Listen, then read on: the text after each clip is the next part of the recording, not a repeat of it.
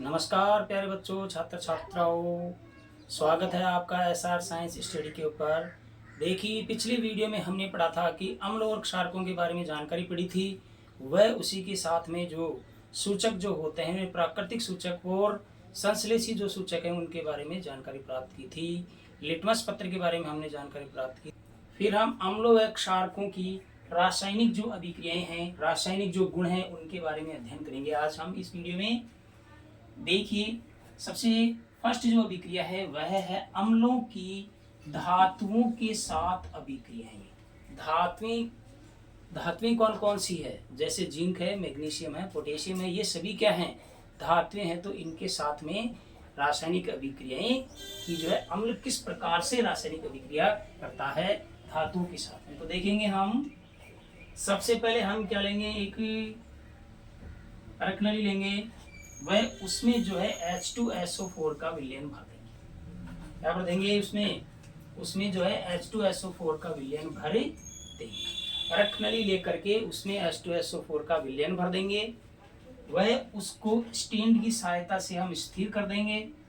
दूसरी ओर एक नली लगा करके क्या है, एक जो पात्र है उसमें हम एकत्रित कर देंगे। जो नली है उसको हम इस पात्र के अंदर, निकास मार्ग जो इसका है, इस पात्र में डाल देंगे। फिर अब हम देखेंगे कि इसमें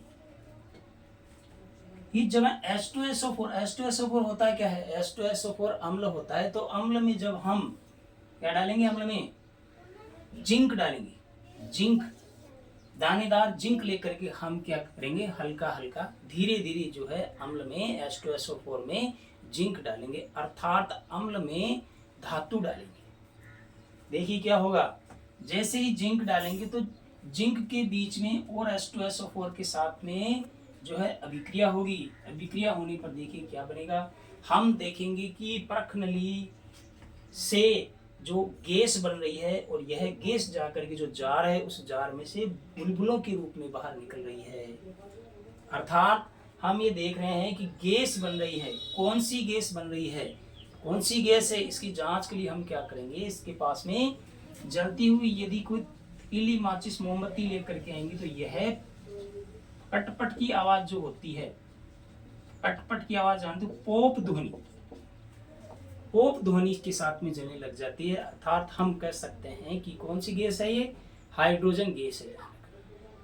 गैसों की जो जांच है वो देखिए, यदि कोई गैस है उसके पास में हम जलती हुई मोमबत्ती, तीली माचिस कुछ भी यदि लेकर के जाते हैं, यदि वो अधिक जलने लग जाए तो वह होगी ऑक्सीजन गैस।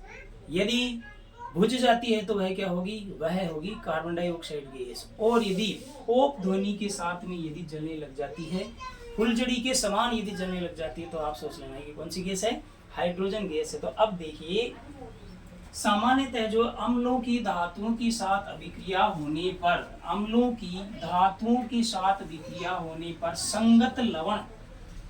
संगत लवण का मतलब है जो भी धातु है उसका लवण प्राप्त होगा।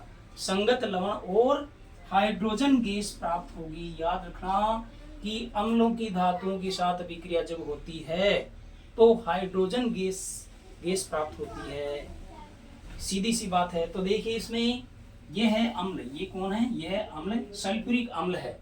सल्फ्यूरिक अम्ल में हमने जिंक मिला दिया। जिंक मिलाने से हुआ क्या, जिंक के बीच में और सल्फ्यूरिक अम्ल के बीच में अभिक्रिया होती है।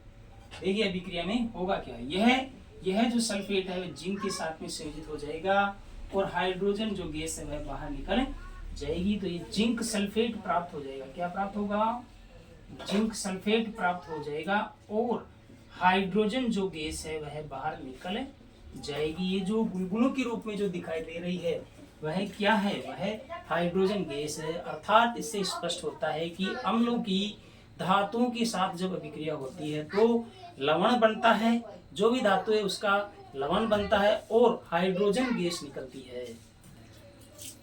ये देखिए नेक्स्ट अभिक्रिया है इसमें कि HCl में यदि हम जिंक डालते हैं, यदि HCl क्या होता है, हाइड्रोक्लोरिक अम्ल होता है। इसमें यदि हम जिंक डालें तो देखिए क्या प्राप्त होगा, यह प्राप्त होगा जिंक का लवण, संगत लवण, जो जिंक का लवण प्राप्त होगा तो ZnCl2 जिंक क्लोराइड प्राप्त हो जाएगा।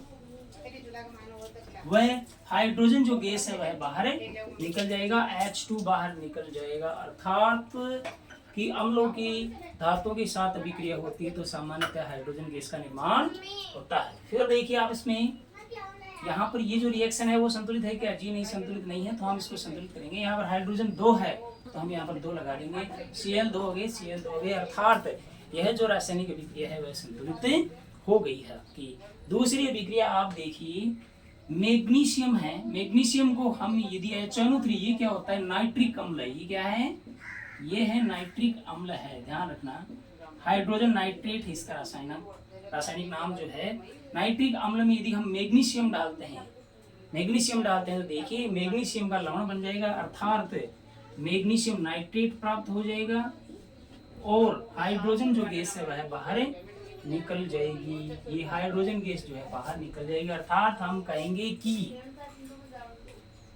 सभी इन रिएक्शनों से, अभिक्रियाओं से स्पष्ट है कि जब अम्लों की धातुओं के साथ अभिक्रिया होती है वो देखिए कौन सी गैस बनती है? हाइड्रोजन गैस बनती है और संगत लवण प्राप्त होता है। फिर हम देखेंगे एक क्षारकों की धातुओं के साथ अभिक्रिया। पिछली अभिक्रिया में हमने देखा था कि अम्लों की धातुओं के साथ अभिक्रिया हुई थी, उस समय हाइड्रोजन गैस और संगत लवण बना था। वह जो इस अभिक्रिया में हम क्या करेंगे, क्षारकों की धातुओं के साथ अभिक्रिया में भी क्या बनेगा? में भी संगत लवण और हाइड्रोजन गैस ही प्राप्त होगा। लेकिन ये सभी जो धातुएं उनके साथ में संभव नहीं है। सामान्यतः जो है कुछ धातुओं के साथ में ऐसा संभव होता है। देखिए कौन सी धातुओं के साथ में संभव होता है? जैसे सोडियम हाइड्रोक्साइड हम